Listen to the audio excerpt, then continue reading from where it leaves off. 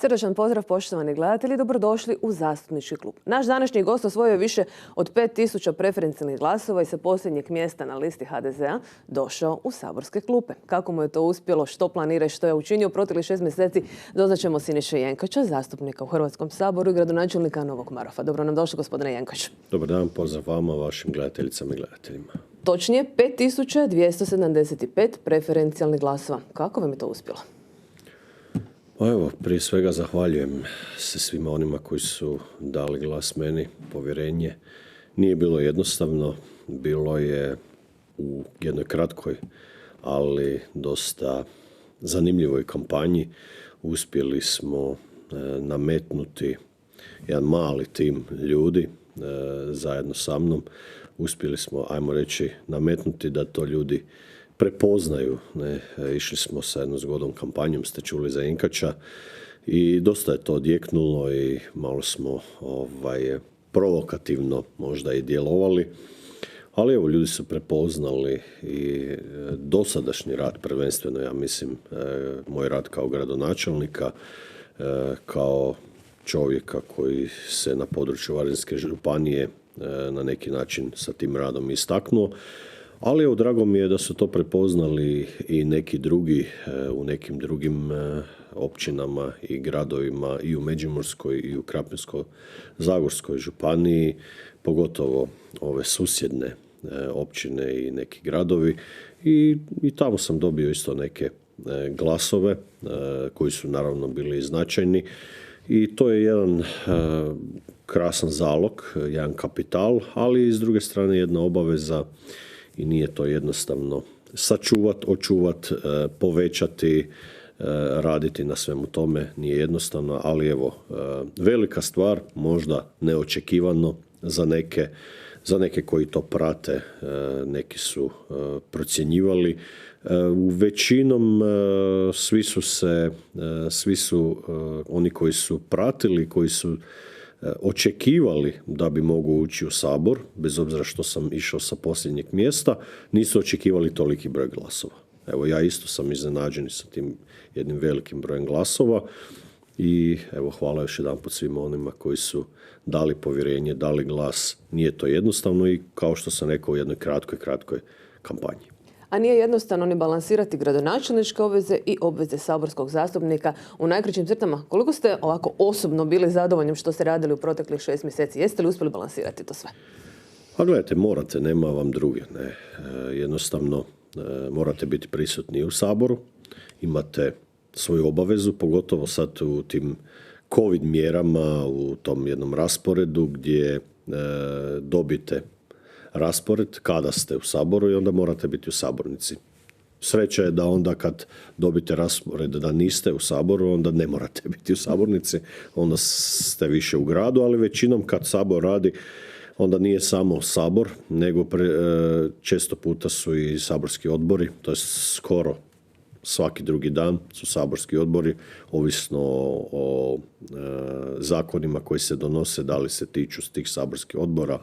Evo, što se tiče proračuna, mora proći sve saborske odbore, tako da praktički svaki dan je neki saborski odbor, nešto se događa i s obzirom da sam ja u nekoliko saborskih odbora, ima tu dosta posla i dosta je tu aktivnosti, dosta je tu sastanaka, dosta, evo, kako sad kreće, u biti sve više mogu reći, ljudi se i obraća sa raznim idejama, zahtjevima, prijedlozima za pomoć, za ovo, za ono, tako da dosta je naporno, naravno, ali Bože dragi, imam dovoljno energije i dovoljno snage, još sam dovoljno mlad za političara da to sve mogu izdržati. Dapače, bitno je da lokalna samouprava ne pati, to je meni prvenstveno, a onda i da polako, s obzirom da je ovo tek prvih 6 mjeseci, na neki način još uvijek se čovjek, da se izrazim, ufurava u ovaj posao saborskog zastupnika, polako ulaziš u sve te pore, što znači biti saborski zastupnik, na koji način, kakvi su utjecaji i tako dalje i tako dalje. Ali mislim da sam ja već polako polovio sve konce i da to već pomalo kreće jednim svojim smjerom. Prije nego krenemo u nove saborske teme, ipak moram pitati za još jednu stvar koja je evo aktualna već godinu dana, zove se koronavirus. U studenome ste javno postavili pitanje što ne štima zapravo u Varaždinskoj županiji, dok s jedne strane je puno velik broj zaraženih više nego u velikim gradovima. Evo sada smo još uvijek sa strogim mjerama, manje je na sreću zaraženih, još uvijek je velika smrtnost, nažalost, i u cijeloj Hrvatskoj. Što danas kažete na taj post, ako se ne varam, na društvenim mrežama iz studenoga? Jesu li mjere dobre? Pa gledajte, bilo je dobro postavljeno pitanje. Ne? Mene kao i zastupnika i kao gradonačelnika i kao građanina, razgovarajući sa ljudima, na neki način interesira zašto smo mi bili najgori, zašto baš mi kao Varaždinska županija. Ok, onda se tu priključila i Međimurska. Ne? Nismo najnaseljeniji, nemamo najviše kafića, nemamo, ne znam, najviše koncentraciju ljudi na jednom području. Recimo Zagreb, koji je daleko više naseljeniji, ne znam, ima preko 4000 kafića, nije imao takav porast zaraženih. Ne? I mene je na neki način zanimalo u čemu je problem. Zašto se to tako događalo i zašto je to još dugi niz vremena bilo tako. Ne? Bez obzira što smo se prvi zatvorili, nije padao broj zaraženih. Postavlja se pitanje, dajem si sam sebi odgovor. Znači, ili smo mi totalno neodgovorni kao građani, što mislim da baš nismo najneodgovorniji. Ako gledamo u globalu, ne znam, spadamo u najveće platiše poreza, dosta smo odgovorni što se tiče prema državi, prema društvu i tako dalje. Puno više možda neko kao tradicionalno ležerni južnjaci i tako dalje. Zagreb, milijunski grad, normalno ima svega. Teško možeš postizati na velikoj koncentraciji ljudi, normalno gdje imaš koncentraciju različitih ljudi, tu smo mi više manje homogeni, ne? Isti, slični, dosta slični, nema razlike velike među nama. Ili tu nešto ne štima, znači ljudi su neodgovorni, što opet mislim da je, ili sustav negdje zakazao. To je drugo pitanje bilo. Ne? Sad, teško je sad reći u kojem smjeru u tom trenutku kad su svi bili otvoreni, da li je trebalo zatvarati i da li su kafići najveći izbor zaraze. Ja još uvijek mislim da nisu. Ne sad da ja podilazim ili kafićima ili nekome drugome, mislim da nisu direktni najveći izbor zaraze, jer danas ako razgovarate sa ljudima vi ne znate ko se je gdje zarazio. Imate ljude koji su se strašno čuvali, koji su pazili, nisu nikud išli, nisu se rukovali s nikim, nisu s nikim razgovarali i zarazili su se.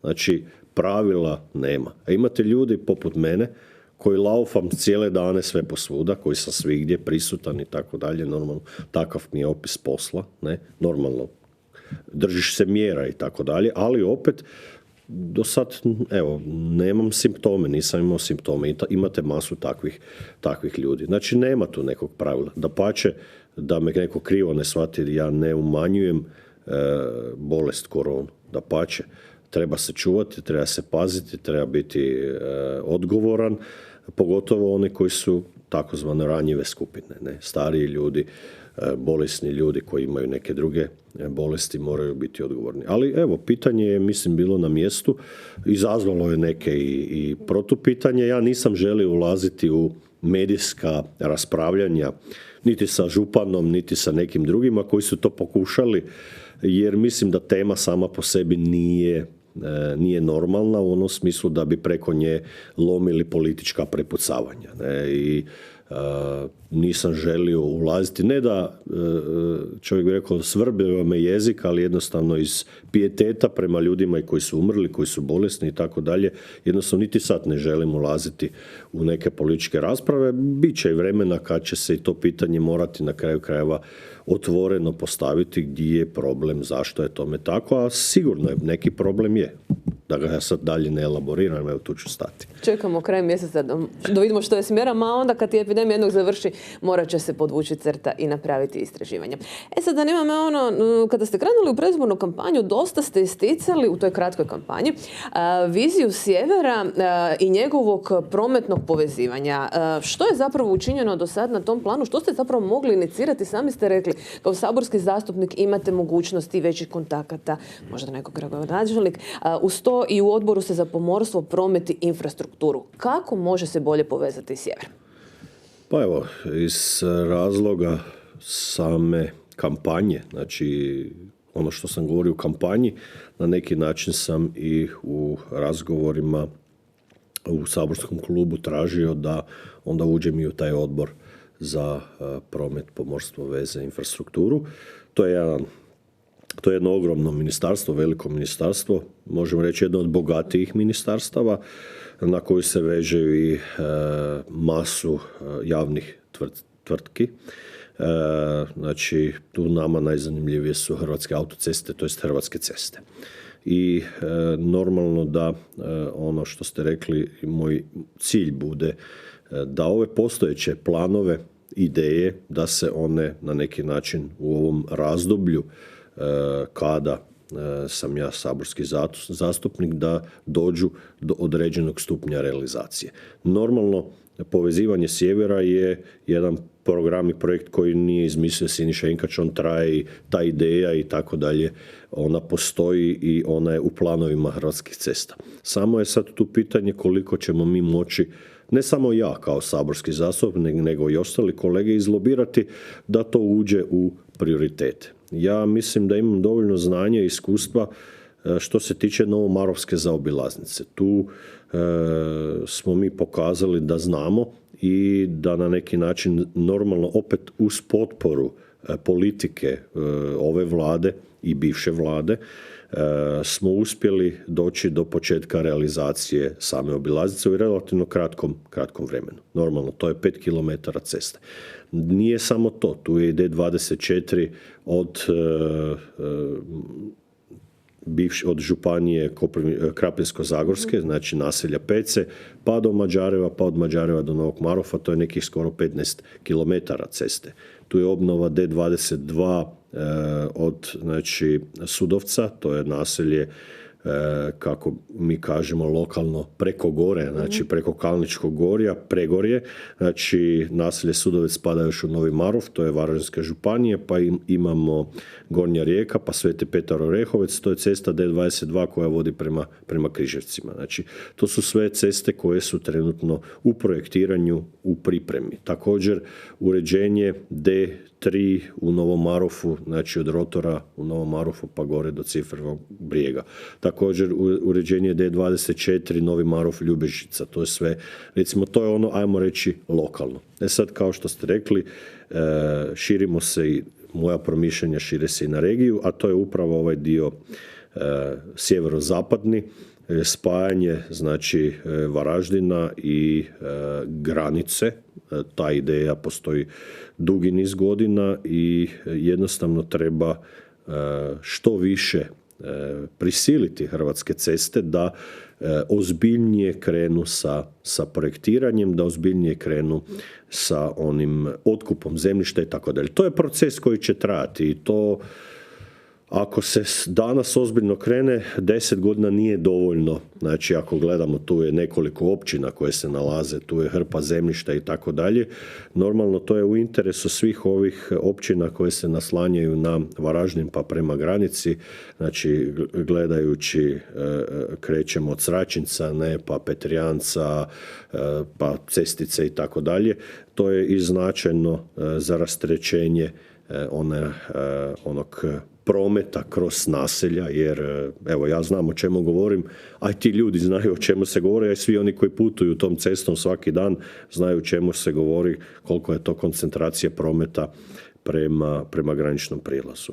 Normalno, tu su i problemi onda kod susjeda u Međimurju gdje se prouzročilo povećanje onda problema i protočnosti prometa na toj cesti, jer Mursko Središće normalno je isto opterećeno, njima kroz centar ideju kamioni, tamo je most i tako dalje, dosta normalno za život je to teško tim stanovnicima. S druge strane, kamioni, vozila negdje moraju ići i sad tu treba naći jedan balans. Naravno da moja intencija kao saborskog zastupnika i kao člana Odbora za promet, infrastrukturu i veze bit će da se ozbiljnije krene jedan od tih projekata.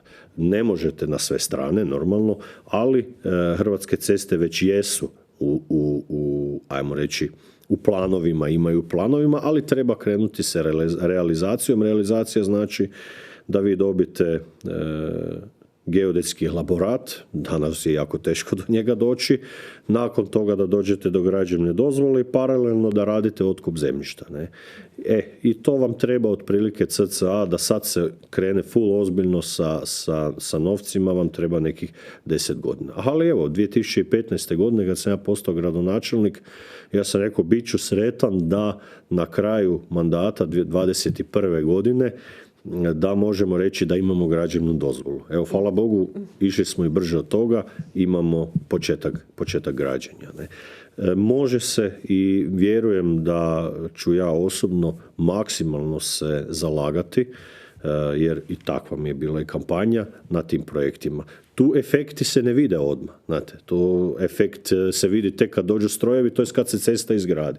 Sav onaj trud, rad i zalaganje koje prije toga je praktički samo na riječima, možemo reći, ljudi mogu vjerovati ili ne vjerovati, danas teško ljudi više ništa ne vjeruju, ali opet, kao što sam rekao, efekti takvog rada kojeg sam ja kao gradonačelnik dokazao da imam nekakva znanja, imam i neke kontakte i trenutno imamo i tu političku podlogu gdje smo dio vladajućih, znači nismo HDZ na vlasti i da je to onda i moguće realizirati i da to krene i jedanput kad krene onda više nitko normalno to neće staviti ad acta, staviti po strani i tako dalje.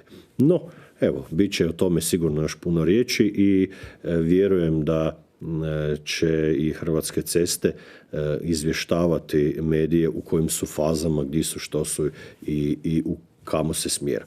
Kad već govorimo o tome, normalno tu je obilaznica Varaždina koja je vrlo važna po meni, to je sjeverozapadna obilaznica Varaždina, znači da se zaobiđe ulazak u grad i da se zaobiđe Optujska ulica i da se kroz, ajmo reći, ovaj dio iza Dravske šume, da se prođe i izbije se praktički na kraju Optujske, to je tamo, ajmo reći, u Hraščici, s time bi se onda i rasteretio grad, sam centar Varaždina, a to bi se opet ispajalo na tu obilaznicu koja ide prema granici.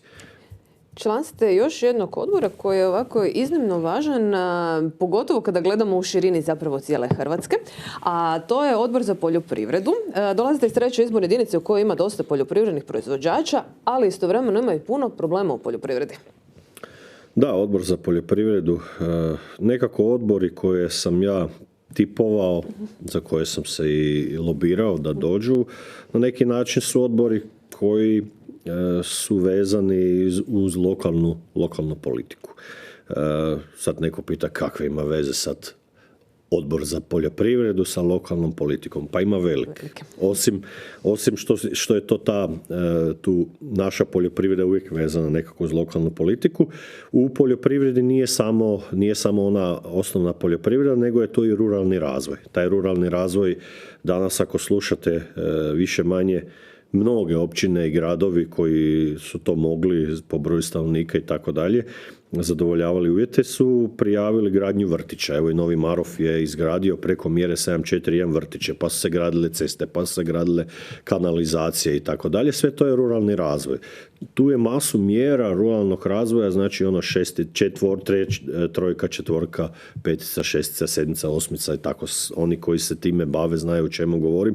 Znači to su mjere od poljoprivrede, od pomoći, OPG-ovima, od nabavke strojeva, opreme, informatizacije, u šume se ulaže i tako dalje. Različitih tih mjera. To je taj ruralni razvoj. Normalno mi na lokalnoj politici smo dosta premreženi kroz to, pogotovo ta 741, 721, 722, to su znači ceste, to su kanalizacije, to su vrtići, to su domovi, to su vatrogasci i tako dalje. To sve spada u poljoprivredu. Ne? Da li to mora spadati ili ne, ali na neki način to je taj ruralni razvoj. Ako smo mi ruralni, onda i to tako Europa gleda, to je onda u ruralnom razvoju. I tu je velik novac kojega treba povlačiti. S jedne strane, s druge strane je poljoprivreda. Naravno, ona klasična poljoprivredna proizvodnja, koja to više nije. Danas više ne možemo govoriti o jednoj klasičnoj poljoprivrednoj proizvodnji, pogotovo mi tu na sjeveru ne možemo govoriti jer nemamo ne znam, hektare zemlje na kojoj bi sijali pšenicu i kuruzu i to je to. Ne? To zaboravimo mi i to se vidi iz naših voćara, pogotovo u Međimurju, ili proizvođača povrća tu u Zagorju, pa onda Ludbreški kraj, cvijeće, isto tako povrće. Znači, ljudi su se specijalizirali. I evo ja sad tu mogu najaviti jedan program upravo za te specijalizirane proizvođače povrća, da će Ministarstvo poljoprivrede i priprema i nadam se da ova potres koji evo još uvijek trese i koji izazivaju tektonske poremećaje kako u tlu, tako i u životu ljudi, a onda i u radu ministarstva samo po sebi, jer normalno da iziskuju dodatna financijska sredstva koja se onda preusmjeravaju u neke druge potrebe, jer su to trenutno potrebe koje treba rješavati, ali ja se nadam, evo i mogu tu najaviti nekako ekskluzivno da će Ministarstvo poljoprivrede krenuti u financiranje i to jedan značajan iznos, ali ne bih htio licitirati da ja ne pogriješim, jer se to iz dana u dan može promijeniti s obzirom da ovisi koliko imate sredstava na raspolaganju, ali jedan značajan iznos sufinanciranje gradnje plastenika. Tako da za sve proizvođače, evo najava, neka se polako pripremaju, neka si vide troškovnike, znači svih vrsta plastenika, staklenika, oni koji to imaju i koji to nabavljaju znaju o čemu govorim, tako da evo, znači to je specifično onda i za naš kraj i za te povrtlarstvo, neki način i voćarstvo i tako dalje. To je specifično ovog kraja. Drugo, ono što sam ja elaborirao na jednoj od prvih sjednica odbora, a to je komasacija našeg zemljišta.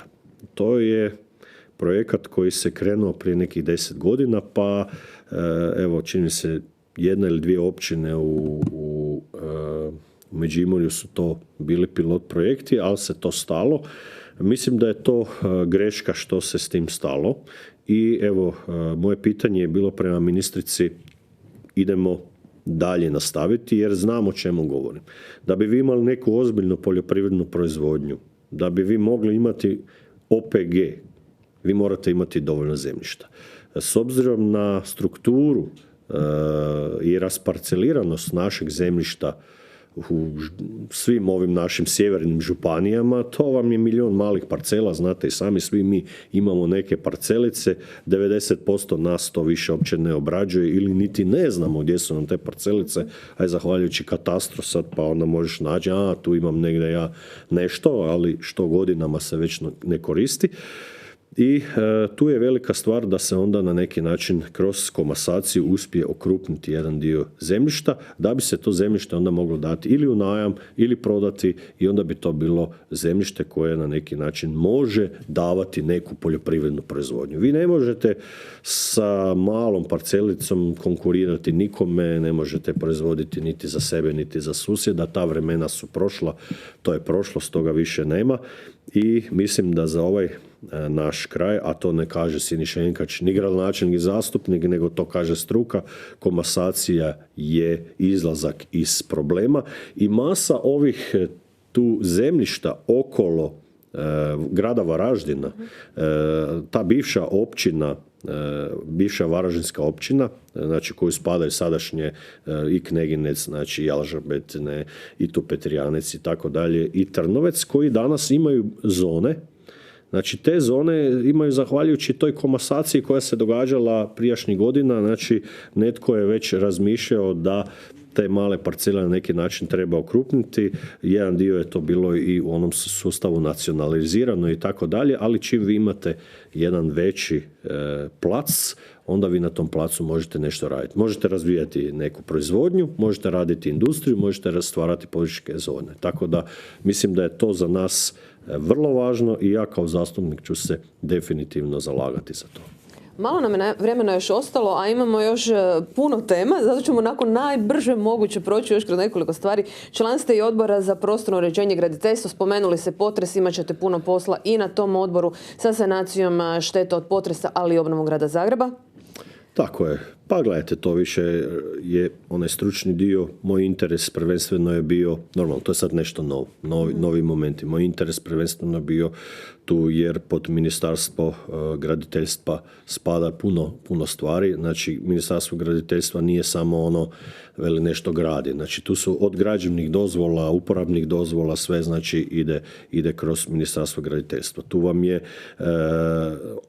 naravno energetska obnova zgrada, kuća, tu su vam financijska sredstva koja se kroz EU projekte usmjeravaju u sve te stvari koje i naši građani znaju, čuli su i normalna intencija da se na tome nastavlja dalje raditi. Tu je stanogradnja, znači stanogradnja koja je vrlo zanimljiva nama danas ovdje na sjeveru, evo kolege, pa i ja kao gradonačelnik, znači zainteresirani smo da li kroz POS, da li kroz bilo kakve privatne inicijative, znači ta stanogradnja, postoje potrebe i naravno da smo zainteresirani da onda i država na neki način subvencionira i da tu dobivamo i kvalitetne informacije i tako dalje. To su neki moji interesi koji su opet vezani na lokalno, ali lokalno je život, znate.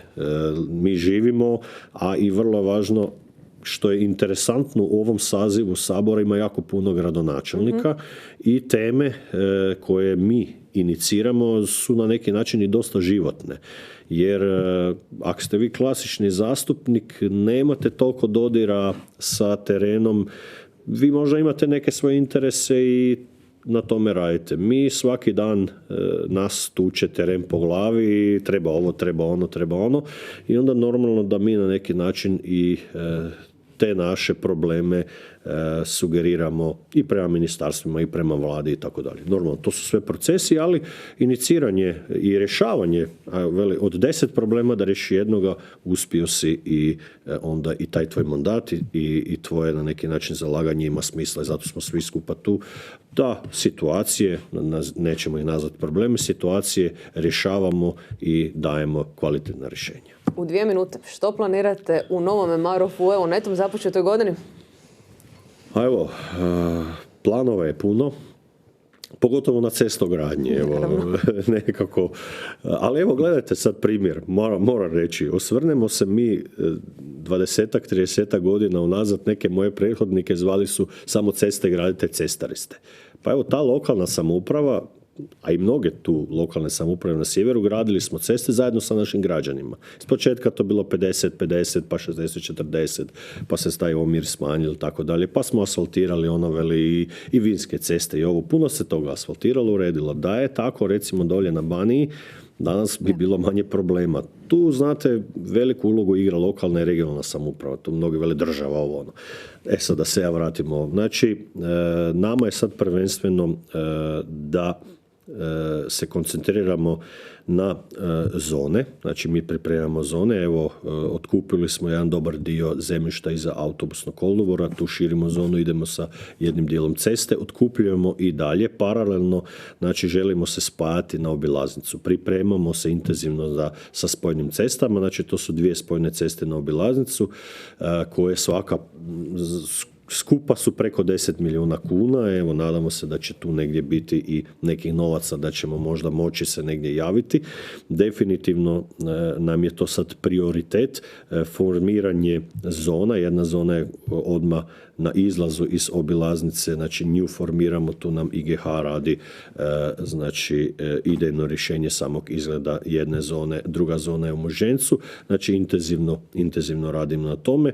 Pripremamo normalno, idemo na glavni projekt groblja, to nam je isto jedan od kapitalnih projekata, groblje u Novom Marofu. Evo, otkupili smo svo zemljište, to je pa evo skoro 2 milijuna kuna nas koštalo samo otkup zemljišta, ne? Nije to jednostavno i financijski, a onda i vremenski razgovarati s ljudima, na neki način uvjeriti ih da evo prodaju, jer mi ne možemo licitirati, nikad imamo cijenu koju dobimo preko naših procjenitelja i to je nama bog i zakon. Ne možemo tražiti drugo, treće mišljenje, oni su više manje uvijek tu na istome. Tako da nastavak cestogradnje, nastavak suradnje s Hrvatskim cestama, Hrvatskim vodama, i aglomeracija nam je sad tu također prioritet. Polako ide kraju rješavanje imovinsko-pravnih odnosa, pogotovo ove dvije aglomeracije, jer imamo 3 aglomeracije, to je sve jedna aglomeracija Novi Marof, ali podijeljena na 3 građevne dozvole, tako da smo se koncentrirali na 2 koje možemo riješiti i koje mogu krenuti, tako da računamo ove godine da kreće i aglomeracije. Normalno tu je pročistač, pripremamo, odlagalište je više manje pri kraju sa sanacijom, reciklažno smo napravili, vrtić ima uporabnu dozvolu, već su upisana djeca, 30 i nešto nove djece, jer upisi su uvijek tamo 9. mjesec. Tako da krećemo i otvorit ćemo ga, evo čim malo mjere splasnu, ja se nadam u 2. mjesecu ćemo onda napraviti jedno otvorenje, koliko to će biti moguće, da evo i to obilježimo, da se zahvalimo svima onima koji su nam u tome pomagali i financirali. I sad masu drugih malih, srednjih projekata. Normalno sportski park tjeramo dalje, to je nama mega projekat i prema njemu tjeramo i cestu. Mijenjamo detaljni urbanistički plan, to je vrlo važno, on je sad, ajmo reći, u visokoj fazi i da li do kraja ove godine ili polovinom ove godine, se ovisi, sad tu su malo izbori, pa onda oni uvijek remete taj jedan proces radni i onaj koji se odvija, ali dobro, i to ćemo preživjeti, to ćemo odraditi, ja se nadam uspješno, da bi mogli dalje nastaviti sa poslom. Detaljni urbanistički plan, puno smo toga nadogradili, puno smo toga posložili, malo ćemo ga staviti u Marovski vjesnik i pustiti da ga narod i vidi, baš da ga svako dobi doma i da može reći, čujte ljudi, mislim ovo, mislim ono, ne samo javno savjetovanje, pa to niko ne zna i niko živ ne čuje, niti se niko ne javi. Znači, ići ćemo tu maksimalno transparentno, što nekad toga može boljeti glava, ali Bože dragi, idemo tu riskirati, uvijek one dobre prijedloge prihvaćamo, loše normalno sve ovisi, struka je tako da daje svoje zadnje mišljenje, ne politika, to je jako važno i dobro. To nam onda omogućava i ono što sam ja najavljivao, stanogradnju u Novom Marofu. Mi smo već sad polako spremni, krećemo u tom smjeru, pripremamo neka zemljišta i pripremamo neke nove ceste koje će onda otvarati i te prostore gdje će se moći u skoroj budućnosti, znači u sljedećem jednom razdoblju mandatu graditi stanovi, već imamo i zainteresirane investitore, to me pogotovo veseli, tako da smo tu na jednom dobrom planu stvaranja jednog novog Marofa. Rasteretit ćemo ga sa prometom, a opet ćemo formirati zone, spojne ceste i otvarati te zone, otvarati doljinu rijeke Bednje na neki način i pretvarati u jedno sasvim novi sadržaj. Normalno za to nam treba određeno vrijeme i puno novaca, ali Bože dragi, imamo viziju, imamo ideje i kako smo ove neke velike projekte uspjeli realizirati, mnogi nisu vjerovali, vjerujem da ćemo i te. Odgovorili ste mi zapravo na pitanje ovog da ste pričali, idete po još jedan gradonačelnički mandat? Pa bilo bi nelogično da ne idem, naravno da idem, mislim da smo se sad pravo i zalaufali, praktički ovo je bio mandat i pol, onih 2 godine više manje ti pokreneš procese i procesi koji su onda pokrenuti 2015. realizirani su evo 2020. To su vrtić, to je sanacija odlagališta, to je reciklažno dvorište. To je 26 milijuna kuna, od toga jedan dobar dio, 85%, znači čak i više, i u reciklažnom i u sanaciji, znači nekih 60% u vrtiću europskih sredstava. Bili smo apsolutno uspješni, realizirali smo sve projekte sa Ministarstvom zaštite okoliša, svaki projekat koji god je bio raspisan realizirali smo i kante dolaze kod nas isto tako, čekamo ih kako polako dolaze od strane fonda, jer fond je provodio nabavu, mi smo bili uspješni u prijavi, ove velike kontejnere smo dobili, gradimo posebni prostor za Novokom, znači seljavamo Novokom, a tam 2005. godine, rekao je, to je privremeno mjesto gdje je sad u centru grada, evo sad je već prošlo puno godina i mi ćemo sad u 1,5 godinu dana njih iseliti. Normalno tamo se otvara i novi dio zone, evo ono što smo kupili već dio i prodajemo, tako da mislim da nema razloga da u biti sad sve ovo što smo si zadali i zacrtali za naredni period, to sad sve treba odraditi, to sve treba ostvariti, a masu tih stvari vezano je onda i na državnu politiku, pa mislim da je tu logika sama po sebi govori sad kad imamo saborskog zastupnika, znači čitava regija, onda ga treba iskoristiti. Ne? Za kraj pitanje, govorilo se o vašoj kandidaturi za predsjednika županijske organizacije HDZ-a, izbori su održani, imate li dalje ambicije? Pa gledajte, ja ne skrivam ambicije, imam naravno ambicije, mi ćemo vidjeti po našem statutu, izbori idu i iza, znači naši izbori unutar HDZ-a na lokalnim razinama, to znači za općine, gradove i županije, znači stranačke predsjednike, trebali bi ići nakon lokalnih izbora. A vidjet ćemo sad da li će to biti tako ili ne. Mislim da mogu dati puno, mogu dati i više i mislim da imamo prostora. Ja ću samo reći jednu stvar. Evo, imamo dvije velike stranke tu u Varaždinskoj županiji, SDP i HDZ. One nisu imale župana već 20 godina. Zadnji župan velike stranke bio je Marijan Mlinarić, znači HDZ, a SDP uopće, sve dožupani i tako dalje. Mislim da je tu veliki prostor i za jednu i za drugu stranku, sad da ja velim, jer te oba dvije stranke imaju velik broj glasova koji se onda lokalno ne pretoče u rezultate. Postavljam pitanje zašto je tome tako, a vjerujem da možemo dati i odgovore i rješenja za to. Izazovna godina pred nama. Hvala vam lijepo, gospodine Jenkač. Hvala vam. Hvala vama, dragi gledatelji. Do idućeg zastupničkog kluba. Doviđenja.